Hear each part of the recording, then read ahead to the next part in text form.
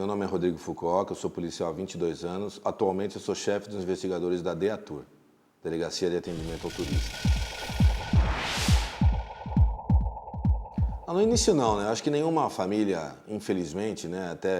Até porque do jeito que a polícia é tratada, eu acho que ninguém gosta ou ninguém quer, né? Salvo algumas exceções, que o filho entre numa carreira, principalmente quando não tem essa tradição na família, né? Então, principalmente as mães, né? O coração de mãe, ele sofre muito. A minha mãe demorou muito tempo para se acostumar, mas toda mãe acaba vendo o filho feliz, fazendo aquilo que ele gosta e acaba cedendo e acaba até participando da carreira da gente. Bom, tudo começou desde pequeno, né? Que eu sempre gostei de brincar de polícia, ladrão, de ação, mas eu não tive nenhuma influência direta de algum parente policial, a não ser quando eu conheci uns vizinhos meus que eram policiais, né? E eu comecei a frequentar a casa desses policiais e aquilo acabou me conquistando e eu me interessei muito pela carreira, comecei a estudar, me preparar para concurso e acabei ingressando aí na carreira de investigador de polícia.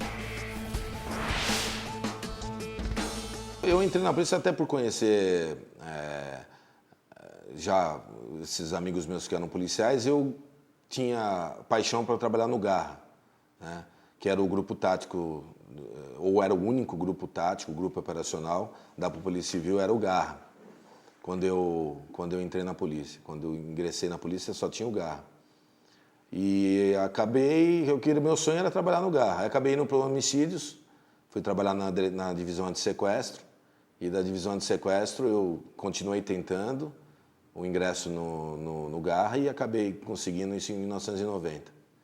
E fiquei a maior parte da minha carreira é formado em grupos operacionais ou grupo táticos, né, que é Garra, GOI. Sempre foi onde eu enveredei na minha vida policial. A grande dificuldade é porque você tem um número reduzido de policiais desses grupos e um número muito grande de candidatos. Não há uma seleção específica para você poder trabalhar no Garra ou no GOI. O que existe é a procura, o interesse de cada candidato que procura essas unidades e se apresenta, normalmente pode ser até por indicação, pelo perfil, né, detectado até na própria academia de polícia, e as pessoas procuram as chefias dos investigadores dessas unidades e passam por uma entrevista e de acordo com a oportunidade, a necessidade, essas pessoas são transferidas da onde estiverem para esses grupos operacionais. Quando eu estive no Garra, nós tínhamos um curso, né, que era o curso do Garra, era a clínica de treinamento do Garra, inclusive foi acompanhado aí por vocês, por diversas vezes. A gente, lá sim, era obrigatório que todos os policiais, não era seletivo, mas sim obrigatório para quem já estava no Garra, que passasse por esse treinamento. E caso a pessoa quisesse se candidatar e fizesse esse treinamento diante da oportunidade ou diante da disponibilidade de vagas, aí sim ele poderia fazer, mas ia ser um ponto a mais para ele ingressar no Garra. Mas para todos os integrantes do Garra era obrigatório. Praticamente cada plantão em grupo operacional é uma operação, porque nós só somos chamados, né, os grupos operacionais, na sua grande maioria, nós só somos acionados quando a polícia precisa da ajuda, né? Normalmente, quando a população precisa de ajuda, chama a polícia. Quando a polícia precisa de ajuda, nós, os grupos táticos, nós intervimos em algumas situações, né? Porque a gente tem uma reserva técnica de pessoas e armamento, equipamentos e técnicas e táticas para pronto emprego, né? Então a gente está sempre preparado para agir.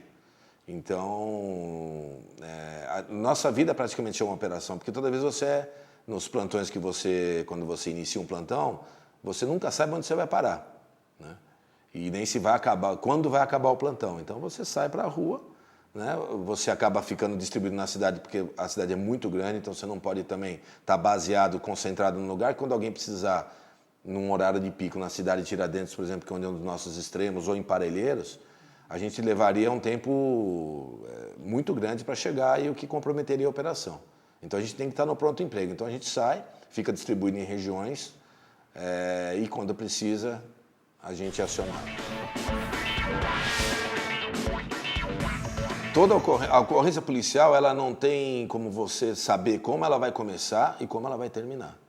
Você tem como minimizar, através do seu treinamento, do seu comprometimento e da sua experiência, você tem como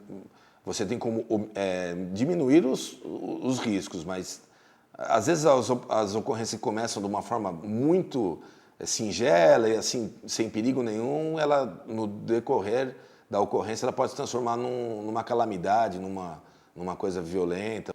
Então a polícia tem muito do apaixonante da polícia, da nossa profissão, é justamente isso, é você estar sempre cruzando novas fronteiras, você nunca é uma receita, nunca um dia a dia é igual ao dia que passou, nunca uma noite é igual à noite que passou. Cada dia nós temos uma surpresa e as ocorrências elas são mais diversas e você está sempre sendo surpreendido pelo tipo de coisa que pode acontecer. O medo é importante, né? O medo ele faz parte principalmente do nosso autocontrole. O medo é importante. O policial que diz que não tem medo, ele não está bem preparado e ele não vai poder agir como ele deveria agir da forma mais correta, porque o medo ele limita, o medo ele te faz raciocinar, às vezes é um segundo que o medo te cristaliza, é aquilo que vai ser determinante para você ter uma atitude melhor. Ele não pode simplesmente você não pode, o medo seu ele tem que ser um medo controlado, senão você também não age como deveria agir. Então, a gente consegue pensar, quando você já tem alguns anos de polícia, quando você está trabalhando nessas situações, quando você vem nessas experiências, quanto mais experiência você tiver, melhor você vai ter um controle da situação, melhor você vai se controlar, você vai enxergar muito mais, vai ouvir muito mais. Isso é uma coisa que você vai conquistando no dia a dia, é um tijolinho que tem que ser colocado em cima do tijolinho do dia anterior, para você poder olhar e enxergar. Né? Porque quando a gente é jovem, a gente não tem experiência, muitas vezes o ímpeto acaba atrapalhando. Por isso que a gente sempre, onde eu tenho a oportunidade de chefiar, eu sempre distribuo as equipes de uma forma onde a experiência esteja sempre junto com a juventude e isso faz uma receita muito bacana. Porque a instituição policial é uma instituição importantíssima, uma instituição que faz parte da sociedade e por causa de um recente passado nosso, em virtude dos sistemas políticos, das eras que nós passamos aqui no Brasil, a polícia se distanciou muito da mídia e se distanciou muito das pessoas, né? Até por causa de coisas que aconteceram no passado e que hoje não acontecem mais. Mas a população, e principalmente a imprensa, a mídia, eles precisam se convencerem e convencerem a todos que esse passado já não é mais presente, né? Que esse passado já acabou, né? Que hoje em dia a gente está vivendo um estado de legalidade onde a polícia está tentando e está trabalhando para cada vez buscar um profissionalismo melhor e atender melhor a população. Assim, eu não tenho nenhuma reserva quanto a isso. Eu acho que a parte ruim ela não pode ser escondida.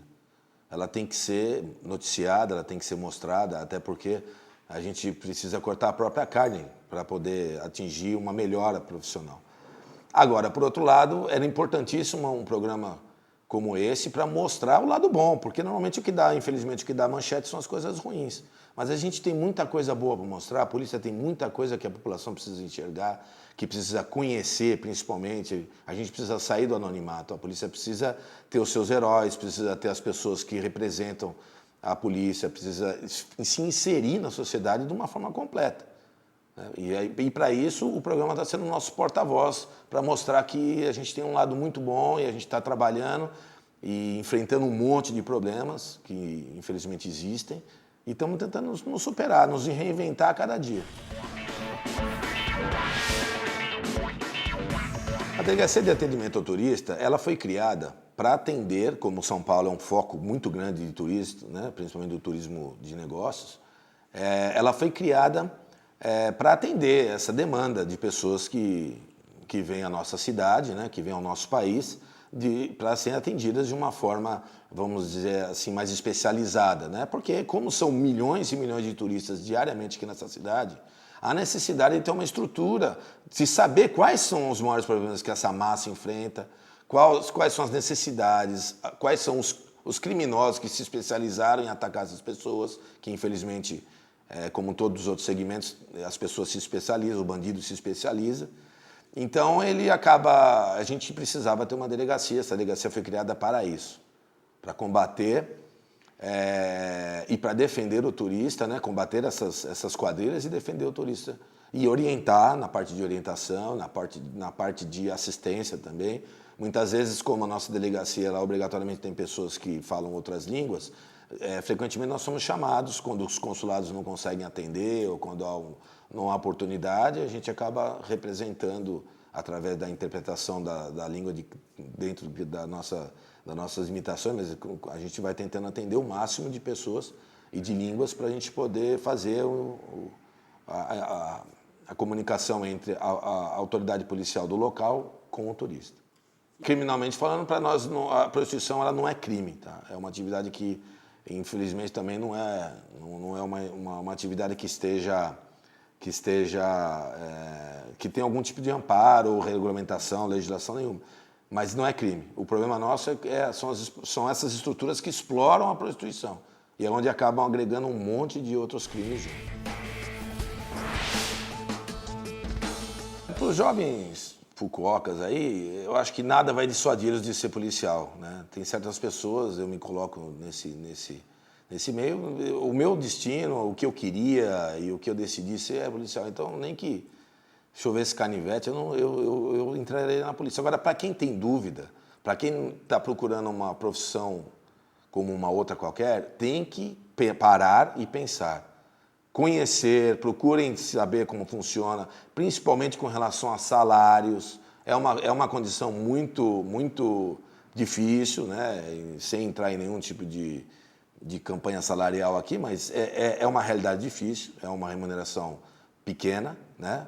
Então a pessoa tem que saber, tem que procurar conhecer, conversar com pessoas que trabalham na polícia, ver as dificuldades. É uma profissão muito espinhosa, tem muitos problemas que você tem que enfrentar no seu dia a dia. Emocionalmente é uma profissão complicada, porque você só lida com as coisas ruins que a sociedade gera. A polícia nunca é chamada onde está tudo bem. E ninguém passa na delegacia para falar um bom dia e dizer, olha, você está precisando de alguma coisa? A delegacia, infelizmente, é o muro das lamentações da sociedade. E é o balcão das desgraças, né? Então, para a pessoa, eu acho assim, as pessoas que são realmente vocacionadas e que querem realmente entrar, elas vão acabar. Agora, as pessoas que estão em dúvida, que têm alguma dúvida, eu acho melhor a pessoa procurar se informar mais, conhecer um pouco, se informar de salário, de condições. Eu não me vejo fazendo outra coisa. Tanto que a gente tem na nossa vida oportunidades de talvez ir para outras profissões que são mais, né, financeiramente melhores, onde você tem uma condição, uma qualidade de vida teoricamente melhor, menos risco, menos violência, mas nada me atraiu mais do que continuar minha carreira na polícia. Eu vou até o fim aí. Até quando Deus permitir, nós vamos ficar.